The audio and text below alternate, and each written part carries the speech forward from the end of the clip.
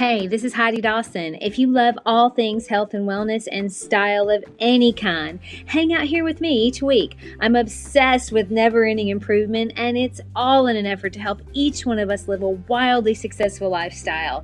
Subscribe today so you don't miss a thing. Hi, guys. Welcome to episode 395 of the Wildly Successful Lifestyle Podcast. What's going on out there? Are you finding that you're managing your mindset? I hope so. We're working on it every week. I know that. Anyone that knows me well, and you guys, if you've listened to me for a while, you probably know me pretty well. But anyone that knows me knows I love mindset work. I love self-improvement and growth of any kind. But for a while, I have thought, okay, I know how important it is to have a positive mindset. I know how it completely changed your life when you change your focus to the positive. It's without a doubt for me. But I have had this kind of nagging thought in my head, but what about the people that are really down and out? The ones that say, there's no way I just can't be happy or positive because I am depressed or I'm so angry at this or at that. How do we reach and help those people? It's been kind of on my mind. And it's a tough one because feelings are so real. And then I was listening this week to a podcast that Eric sent me by, it's the School of Greatness podcast. Lewis Howes was interviewing the secret documentary writer. Her name is Rhonda Byrne. She also wrote a book, The Secret. So she had some really great things to say about that. I would encourage you to listen to it if you want to. But she answered that question for me. I mean, the universe always comes through when you allow it to. But I have been having that thought. And she said, you know what? She was talking to Lewis Howes, and she said, it's easy to think about mindset stuff and positivity and self-improvement if you're in a good place. But if you're in a really bad place, a positive mindset doesn't seem to be your go-to. So if you're sad and depressed or angry, how can we make mindset work for us? So my ears really perked up when I heard her ask that question, because that is the same question I've been having. So her answer was this: you can be sad, depressed, and angry in a way that proliferates or encourages the sadness, the depression, and the anger, or you can feel those emotions in a way that doesn't proliferate them. Okay, I hear you. I'm listening. I'm going to keep listening. So a big part of her answer was, and this is what a lot of the people that we listen to, like David Goggins, a big part of it is language and how we speak to ourselves. We have to be so careful the language we choose when we talk to ourselves. So like when we say, or someone says, I am sad, or I am depressed, I am angry, you're defining yourself as that thing. Whereas if you say, I feel sad, or I feel depressed, or I feel angry, you can even kind of feel the difference in that. Because that now makes it separate from you as a person, which means that you can change it. And here's the thing: you've got to let yourself feel those emotions. I'm with you. I don't want to feel them, but I have heard too many times that we have to feel them. Rhonda said it. Brooke Castillo says it all the time. You got to feel your feelings. But Rhonda took it one step further, and I thought, okay, that's really interesting. She said you really need to wrap your arms around your feelings of anger or sadness, embrace it instead of pushing it away. And if you do that, you'll just feel that those negative emotions, they'll pass so much faster. So if you push against them or ignore them, they're just going to keep coming back up. I mean, how many times have we experienced that?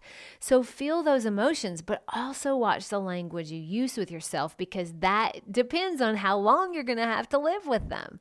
So for instance, if you're angry, you can just keep going down the rabbit hole and making yourself angrier and angrier. Or you can say, you know what? I feel angry right now, but I know there's going to be a time when I won't. Now that doesn't fix your anger immediately, but it heads you in the direction of not feeling angry anymore. And that is something. And when you're feeling sad, you can say, I feel sad, but I know time heals. So the sadness is going to wane. Like Jordan Peterson says, that's not nothing. I think that's hopeful. I've heard people say things like, I'll never not be sad. And at the time you may feel it's true that you'll always feel sad, but what we don't realize is that that statement, saying that to ourselves or someone else, it almost guarantees you'll never not be sad. And no one wants to live always feeling sad. That's a miserable existence. So having a positive mindset doesn't mean you're always happy. It doesn't mean you're never sad or never angry. It means you do not let yourself live there. And only you have that power. You may not be able to snap out of it. I always want to snap out of it. That's kind of what I like to do. But you can head yourself in the direction of knowing it's going to get better. Even if you can't snap out of it, you can tell yourself and have these thoughts that headed in the direction of knowing it'll be better. Our mind is now more powerful than we've ever been taught. So my personality is I want to fix things now. I want things to be better immediately. I am a snap out of it kind of girl. But obviously that doesn't work for everyone, not even most of the time, not even for me. But I know the power of the thoughts we have in our mind to make things worse than they are or to make them better than they are. So think about that for a minute. Which one do you do consistently? What is your go-to or your habit? Are you making things worse than they are, or are you making things better? Do you have a habit of intentionally introducing positive thoughts, or do you just let the negative thoughts run amok?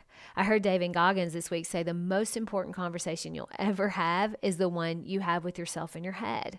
And I couldn't agree more with that statement. There are a lot of times where I'll be just like zoned out, and I'll hear myself thinking, and I say to myself, what are you doing? Why would you even think that? Because it is a recipe for disaster to have a language in your head and let it go and let it just run.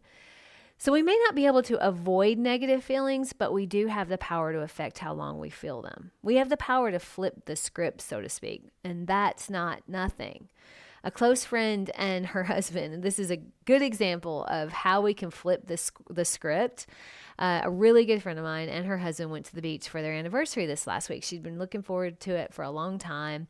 So she was really excited. But she called me as soon as she got there, and she was just horribly upset. I mean, really, really, really bad, because the carriage house they had rented had construction right below their deck overlooking the ocean. So between their view and the ocean was a porta potty right in their line of sight of the beach. And right along that, the whole day, guys were using jackhammers left and right. I mean, they would start at like 10 till 7 and they would work until 5.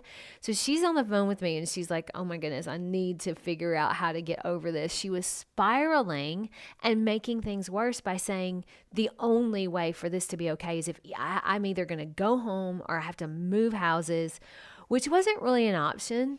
And so we were talking it through.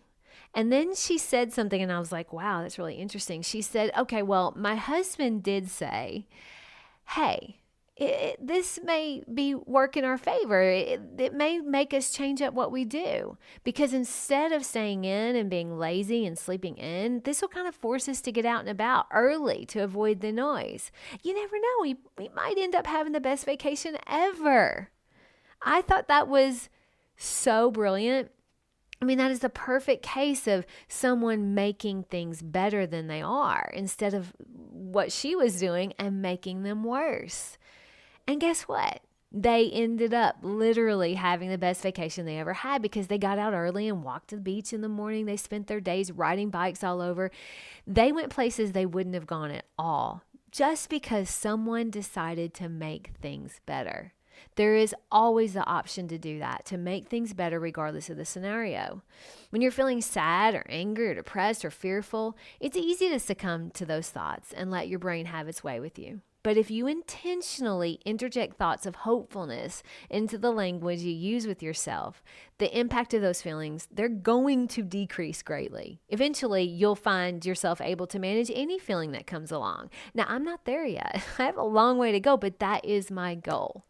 My challenge to you this week is to notice if your habit is to make things better than they are or to make them worse than they are. Once you know that, you'll know where your work is.